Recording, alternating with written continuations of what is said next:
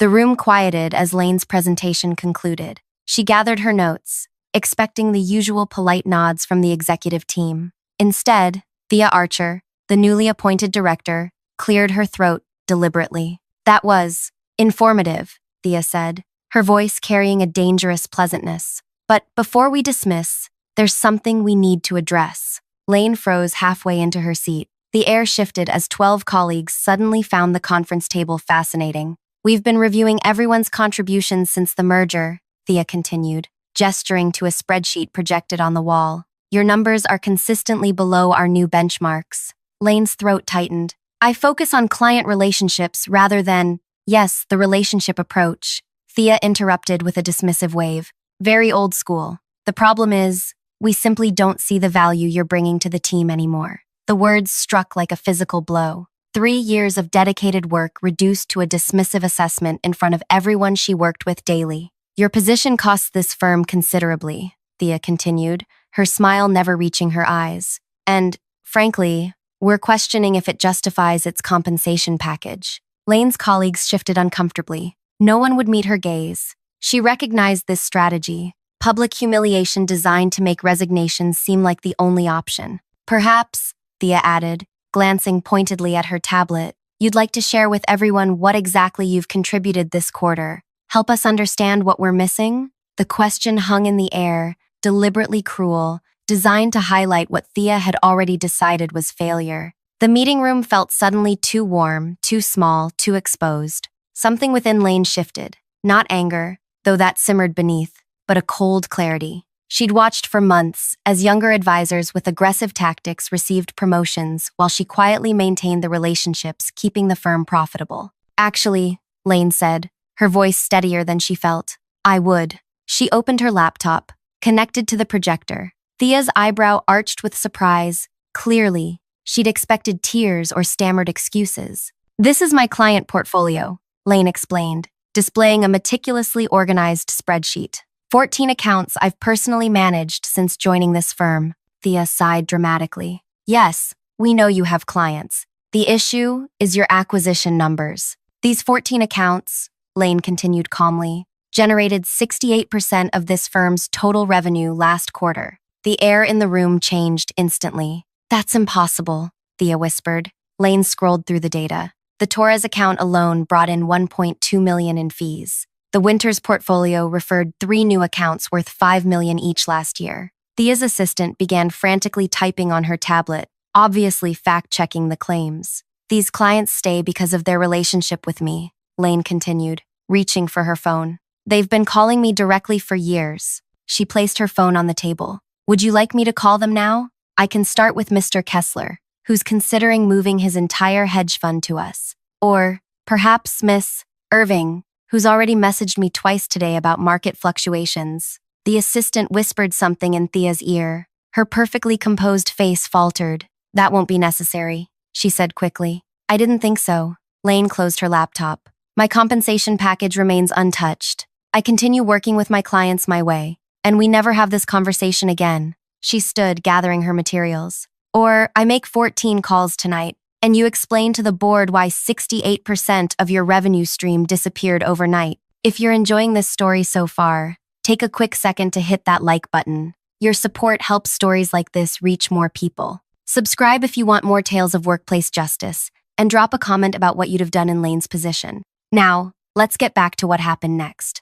My name is Lane Harlow, and until 6 months ago, I loved my job at this financial advisory firm. Not the gleaming downtown offices or the prestigious address, but the work itself, helping people secure their futures, navigate complex financial waters, and sleep better at night knowing their money was working for them. I'm not what most people expect when they hear financial advisor. No power suits or aggressive sales tactics. Instead, I build trust. I remember clients' grandchildren's names and which ones are applying to college. I know who's caring for aging parents and who just started a risky new business venture. These details matter more than quarterly projections when you're handling someone's life savings. This approach made me an oddity among my colleagues, especially the newer crop who viewed clients as acquisition targets rather than people. But my methods worked. My client retention rate was near perfect in an industry where churning accounts is common. Then came the merger. I should have seen the warning signs immediately. The acquiring firm specialized in high-volume,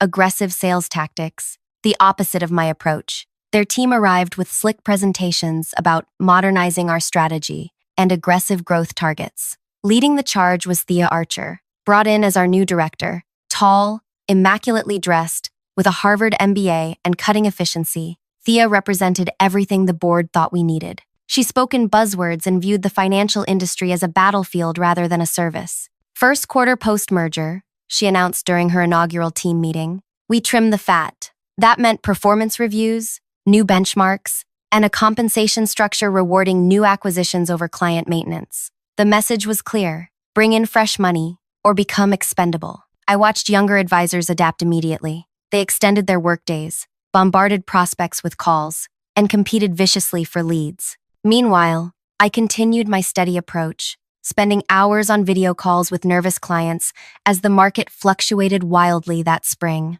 You're falling behind, my manager warned me 3 months in. Thea's watching the numbers closely. My clients are satisfied, I countered. Isn't that what matters? His expression told me everything. Not anymore. The cultural shift happened quickly. Conference rooms once used for collaborative planning became battlegrounds where advisors guarded their prospect lists jealously. Weekly meetings transformed into performance showcases where everyone highlighted their wins and minimized their struggles. Through it all, Thea watched with calculating eyes, marking those who would survive her new regime and those who wouldn't. I felt her assessment every time we crossed paths, measuring, evaluating, finding me lacking. I tried adapting. I scheduled more prospecting calls, created sleeker presentations, even bought a wardrobe that better matched the firm's new image. But my heart remained with my existing clients, especially as market volatility made them increasingly anxious. Lane, Mr. Torres told me during a particularly tense call,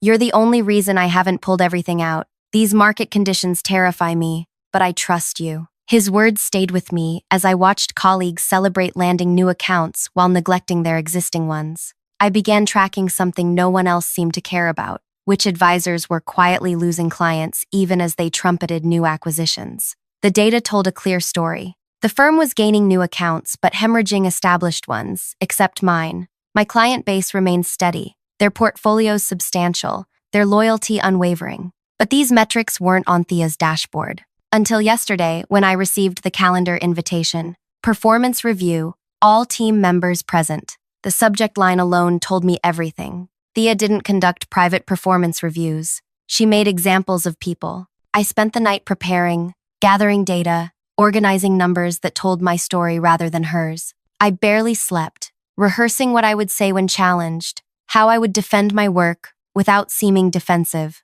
What I hadn't prepared for was the cold satisfaction I'd feel watching Thea's confident expression crumble when confronted with reality. As I walked back to my office after the meeting, colleagues parted like water around a stone. No one spoke. No one met my eyes. They'd witnessed something they never expected. Someone standing up to Thea and winning. I closed my office door and sank into my chair, hands trembling with delayed adrenaline. My phone buzzed. A text from Mr. Torres, asking about a potential investment opportunity. Normal, routine. Except nothing felt normal anymore. I had survived today's ambush, but I harbored no illusions. Thea wouldn't forget this public challenge. She wouldn't forgive it either. I had just made myself a target for something far worse than dismissal. The question wasn't if she would retaliate, but when and how destructive her response would be. My career, my reputation, my future in this industry, everything now balanced on the razor's edge of Thea Archer's wounded pride. And as I stared at the 14 client files open on my computer screen, I wondered if I had just made the biggest mistake of my professional life. The next morning, I arrived at the office earlier than usual. The encounter with Thea had left me restless, and I wanted to prepare for whatever came next. The building was quiet, just cleaning staff and a few dedicated early risers. As I approached my office, I noticed something different. The nameplate beside my door now read, Executive Advisor. A promotion? Without discussion, I unlocked my door, finding a formal letter on my desk confirming the title change and a substantial compensation increase. What game is she playing? I muttered, scanning the document for hidden traps. My phone chimed with a message from Darren, our operations manager. Congratulations, heard about your promotion. Thea wants you in the executive meeting at 9. Executive meeting. where strategic decisions happened, where I'd never been invited before. When I entered the boardroom at 8:55, conversations hushed. Thea sat at the head of the table, surrounded by her inner circle. Her smile appeared genuine to anyone who hadn't been in yesterday's ambush. "Lane, join us." She gestured to an empty chair directly across from her. "We were just discussing the Miller acquisition." I settled into the seat, feeling every eye on me. The Miller Group was a prestigious client we'd been pursuing for months. Landing them would be a significant win. "We need someone to lead the presentation team," Thea continued. "Someone who understands relationship building. I think you're perfect for it." The offer was too good, too sudden. Yesterday, she'd tried to humiliate me into quitting. Today, she was handing me a career-defining opportunity. I felt the eyes of everyone at the table, watching for my reaction. "I'd need to understand the scope before committing," I replied carefully. "Of course," Thea nodded, seeming pleased with my caution. "We'll brief you fully. The presentation is in 2 weeks, plenty of time to prepare." As the meeting continued, I contributed cautiously, watching Thea for signs of her true intentions. She treated me with newfound respect, soliciting my opinions and nodding thoughtfully at my suggestions. The other executives followed her lead,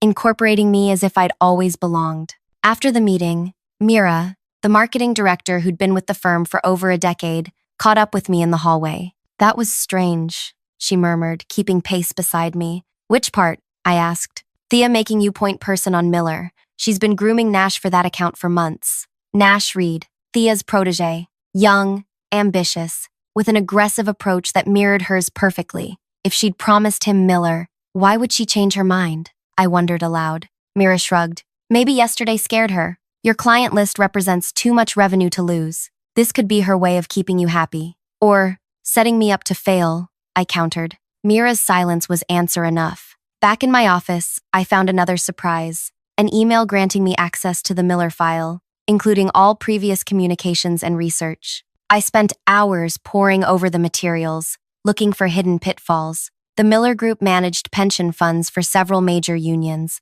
conservative investors prioritizing stability over aggressive returns, perfect clients for my approach, terrible matches for Thea's high-risk strategies. As I reviewed past communications, something felt off. The notes from preliminary meetings suggested the Miller team was primarily concerned with ethical investment standards, yet our proposed strategy emphasized growth potential with minimal mention of ethical considerations. I was still puzzling over this discrepancy when Nash appeared in my doorway, his usually confident expression replaced with barely contained anger. "Congratulations on the Miller account," he said, voice tight. "Nash, I didn't ask for this assignment." "Doesn't matter. Thea says you're better suited." His tone made clear what he thought of that assessment. "I've been working this prospect for 4 months. Then help me understand them," I offered. "This should be a team effort." "Team?" He laughed sharply. "There's no team here anymore. There's Thea's vision, and everyone's scrambling to fit into it." He stepped closer, lowering his voice. "Watch yourself with Miller. Thea doesn't give opportunities. She gives tests, and failures are very public." He left before I could respond, his warning hanging in the air. Over the next week, I divided my time between my existing clients and preparing for the Miller presentation. Thea remained surprisingly supportive, approving my request for additional research and connecting me with resources across the firm. "You've got this," she assured me after reviewing my preliminary outline. "This is exactly why we need your perspective." Her words should have been reassuring. Instead, they heightened my suspicion. The more supportive she became, the more I questioned her motives. 10 days before the presentation, I received an invitation to join the executive team for dinner with the Miller decision-makers, an intimate gathering to build rapport before the formal pitch. "Business casual," Thea instructed when I asked about the dress code. "Keep it relaxed but professional." I arrived at the upscale restaurant 15 minutes early, wanting to gather myself before meeting the clients. The maitre d' guided me to a private dining room where Thea and 3 other executives were already seated with 5 people I assumed were from Miller. My step faltered as I entered. Every person in the room wore formal business attire. Dark suits, crisp shirts, polished shoes. My business casual outfit, while perfectly appropriate for what Thea had described, made me immediately stand out as underdressed and unprepared. Thea's expression showed momentary surprise. "Lane, we were just discussing you. Come meet the Miller team." The introductions were gracious but cool. I felt their assessment as I shook hands around the table, saw the subtle exchange of glances that communicated their impression. "I apologize for my attire," I said directly. "There seems to have been a miscommunication about tonight's formality." "Not at all," said Vincent Miller, the founder's grandson and current CEO. "We appreciate authenticity over appearances." Yet throughout dinner, I felt the damage was done. I was marked as someone who hadn't done her homework, who didn't understand the client's expectations. When the conversation turned to investment philosophy, I focused on demonstrating my knowledge, emphasizing my understanding of their priorities. "You mention ethical investments," Vincent noted, "but your colleague Nash presented quite a different strategy, focused on maximizing returns through emerging markets." I nearly choked on my water. "Nash presented to you already?" Vincent nodded. "Last week, he had quite an impressive approach." Across the table, Thea watched me with that same pleasant expression, but her eyes held triumph. She'd never canceled Nash's presentation. She'd set up competing pitches and ensured I'd make a poor first impression tonight. Nash offered one perspective. I recovered quickly. "Our firm values diverse approaches. I'd be interested to hear which aspects of his presentation resonated with your team." The dinner concluded with polite handshakes and non-committal statements about looking forward to my formal presentation. As the Miller team departed, Thea lingered. "Unfortunate misunderstanding about the dress code," she said lightly. "I thought I'd been clear." "Crystal clear," I replied, maintaining my composure. "As was your decision to have Nash present separately, without informing me." Her smile tightened. "Nash took initiative. That's something we value. And setting up team members to fail? Is that something we value too?" For an instant, her mask slipped, revealing cold calculation. "Nobody's setting you up, Lane. But this is a competitive industry. The best ideas win. And the best manipulators," I countered, "they tend to go very far." She gathered her coat. "Your presentation is still scheduled. I suggest you make it count." After she left, I remained at the table, mind racing. The dinner, the dress code, Nash's secret presentation, all calculated moves in Thea's game. She wasn't trying to fire me anymore. She was orchestrating my failure to demonstrate her superiority. I had 9 days to prepare a presentation for clients who'd already heard a completely different pitch, who'd already seen me at a disadvantage, who might have already made their decision. My phone vibrated with a text from Mr. Torres.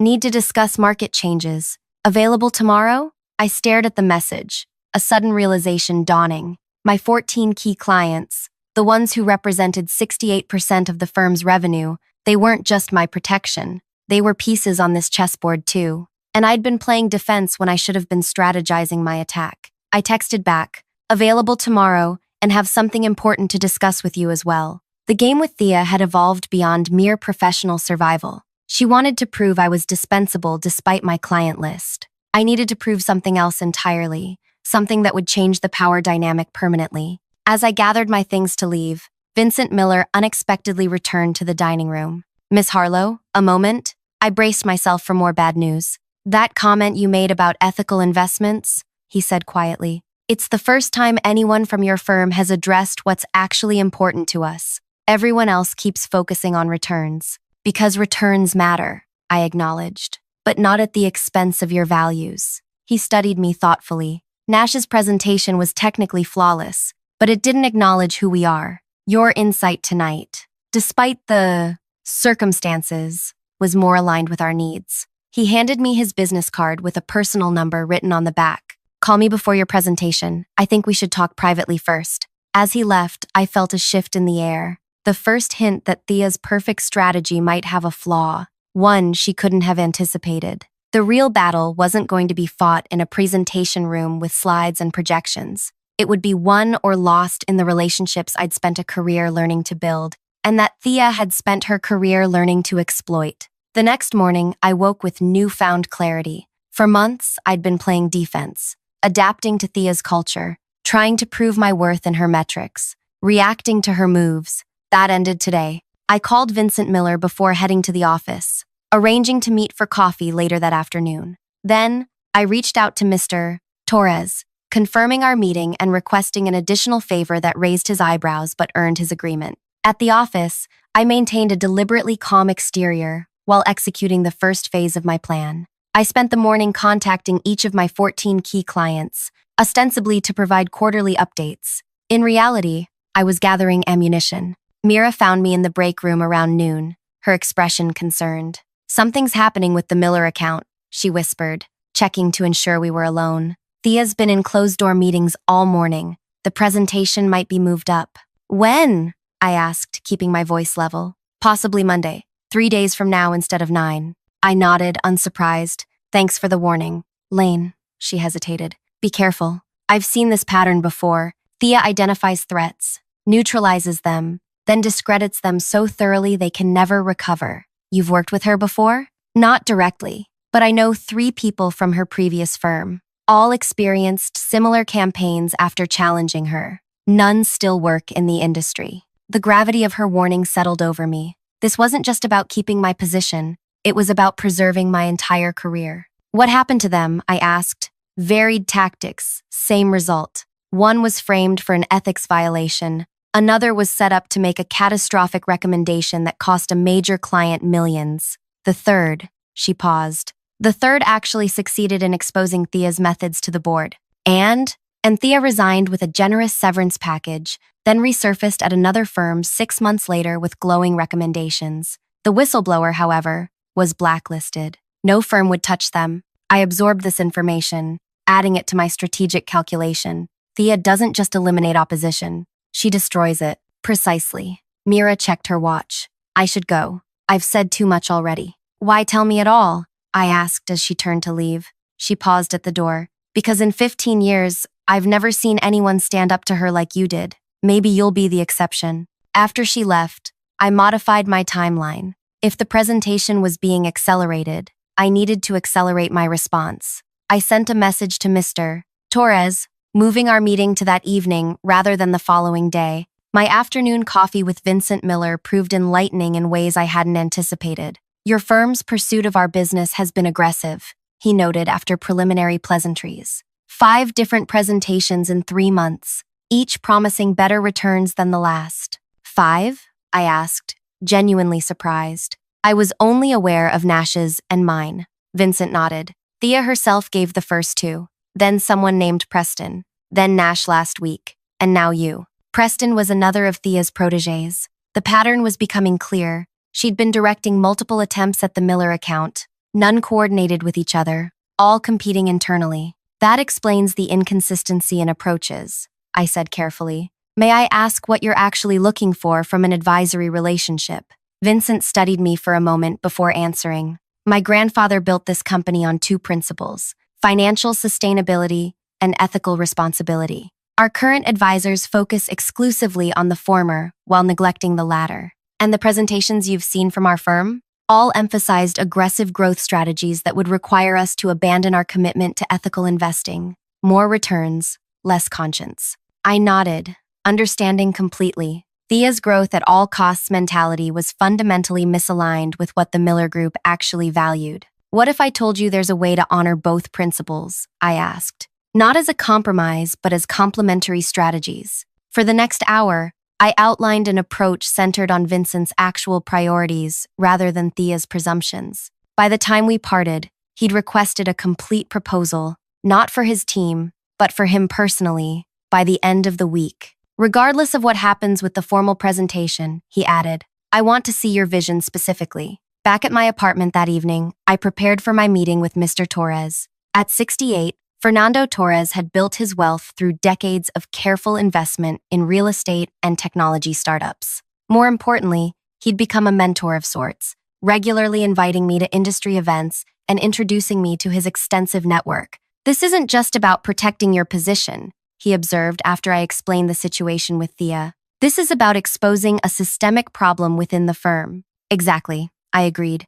The issue isn't personal rivalry. It's about client welfare and ethical advisory practices. He nodded thoughtfully. And you're certain other clients have experienced similar concerns? I've spoken with 12 of my 14 key clients today. All reported being contacted by other advisors at the firm within the past month, all offering to review their portfolios or discuss new opportunities. They're trying to establish relationships that would survive my departure. Mr. Torres's expression darkened. Poaching attempts disguised as customer service. Precisely, but none of those advisors have our history or understand their specific needs. It's about claiming the accounts, not serving the clients. So what do you need from me? 2 things, I replied. First, your presence at a meeting I'm arranging for next Thursday. And second, your discretion until then. He agreed without hesitation. By the time he left, the framework of my plan was solidly in place. The next morning, Saturday, I should have been focused on preparing for Monday's potentially accelerated Miller presentation. Instead, I spent hours making calls to my remaining key clients, securing commitments for Thursday's meeting. By noon, all 14 had confirmed their participation, many expressing concern about the changes they'd observed since the merger. I was finalizing my notes when my phone rang, Thea's name flashing on the screen. "I'm glad I caught you," she said without preamble. "There's been a change to the Miller presentation. It's been moved to Monday morning." "I heard rumors," I replied calmly. "Any particular reason for the change?" Vincent Miller requested it specifically. He was apparently quite impressed with Nash's pitch and wanted to expedite the decision process. The lie was so blatant it was almost impressive. Vincent had told me explicitly that Nash's approach missed their core values entirely. "I see," I said simply. "I'll be prepared." "Excellent. Oh, and the presentation format has changed as well. Rather than individual pitches, we'll be doing a joint presentation, you and Nash together." This was the trap, forcing me to collaborate with Nash at the last minute, ensuring a disjointed, contradictory pitch that would fail spectacularly. "That seems unusual for a final presentation," I noted. "The client specifically requested to see how our team collaborates," she replied smoothly. "I've already briefed Nash. He'll reach out to coordinate with you today." After hanging up, I sat motionless, processing this development. A joint presentation with no time to prepare, with a colleague who had every reason to undermine me, showcasing contradictory approaches to a client whose real priorities were being ignored. It was elegantly destructive, a perfect professional execution. Nash called 30 minutes later, his tone brisk and businesslike. "Thea says we're presenting together Monday. I've already structured the presentation. You'll handle the relationship management sections. I'll cover investment strategy and returns projections." "That approach doesn't align with what Miller actually wants," I countered. "What Miller wants is irrelevant. What will impress the evaluation committee is what matters." His voice hardened. "Look, I know you didn't ask for this assignment, but I've been working this account for months. Follow my lead, don't contradict me during the presentation, and we'll get through this. And if I have insights that conflict with your approach," his laugh was cold, "then keep them to yourself until after we've secured the account. Once they're signed, you can nurture the relationship however you want." "That's not how this works, Nash. Clients deserve honesty from the beginning." "Honesty doesn't win accounts," he snapped. "Results do. I'm sending you the presentation deck. Review your sections and be ready for a run-through tomorrow afternoon." The presentation he sent was sophisticated but fundamentally flawed, prioritizing aggressive growth strategies while barely mentioning the ethical considerations Vincent had explicitly highlighted as crucial. I closed my laptop, a decision crystallizing. I would attend Monday's presentation, I would stand beside Nash, and I would do exactly what the client needed, regardless of the consequences to my standing with Thea. But Monday's presentation was merely a skirmish. The real battle would come Thursday, when all 14 of my key clients gathered in one room, a meeting Thea didn't yet know existed, for a purpose she couldn't possibly anticipate. My phone chimed with a message from Vincent Miller. "Received troubling call from your director suggesting you're being reassigned. Should I be concerned about Monday?" I stared at the message, another piece of Thea's strategy becoming clear. She was already laying groundwork to explain my imminent failure. "No concerns necessary," I texted back. "Monday will be revealing in ways no one expects." I set my phone aside and opened a fresh document on my laptop. The title at the top read simply, "Client Protection Protocol, Addressing Ethical Concerns Post-Merger." The countdown to Monday had begun. Thea thought she was orchestrating my professional demise. She had no idea I was documenting hers. Monday morning arrived with a stillness that comes before decisive moments. I arrived early, reviewing both Nash's presentation and the alternative approach I'd prepared based on Vincent Miller's actual priorities. Nash found me in the conference room, his confidence palpable. "Ready to follow my lead?" "I'm ready to serve the client's best interests," I replied evenly. His eyes narrowed. "This isn't the time for your relationship philosophy. This is about winning the account." "Is it?" I asked. "Or is it about setting me up to fail?" Something flickered across his face. Discomfort, perhaps even guilt. "This is business, Lane. Nothing personal." It became personal when Thea decided to target me. "Tell me, Did she promise you the Miller account before or after my performance review? His silence was answer enough. The conference room gradually filled. Thea arrived with 4 executives from the Miller Group, but not Vincent. She made introductions, her smile practiced and confident. Vincent sends his regrets, she explained. Unexpected commitment, but he's empowered his team to make the final decision. I nodded, suspicion rising. Vincent had given no indication he would miss this presentation. Another of Thea's manipulations? Nash began confidently, outlining aggressive growth strategies and market opportunities. When he introduced me for the relationship management portion, Thea's smile grew sharp with anticipation. Thank you, Nash, I began, feeling every eye in the room on me. Before discussing relationship management, I'd like to address something fundamental to the Miller Group's identity. Nash stiffened beside me. In my conversations with Vincent Miller, I continued, he emphasized 2 core principles: financial sustainability and ethical responsibility. The strategy we've outlined prioritizes the former while neglecting the latter. Thea's expression froze. The Miller executives leaned forward with sudden interest. Therefore, I've prepared an alternative approach. I connected my laptop to the projector, replacing Nash's slides with mine. This strategy aligns returns with the ethical investment framework the Miller Group has championed for decades.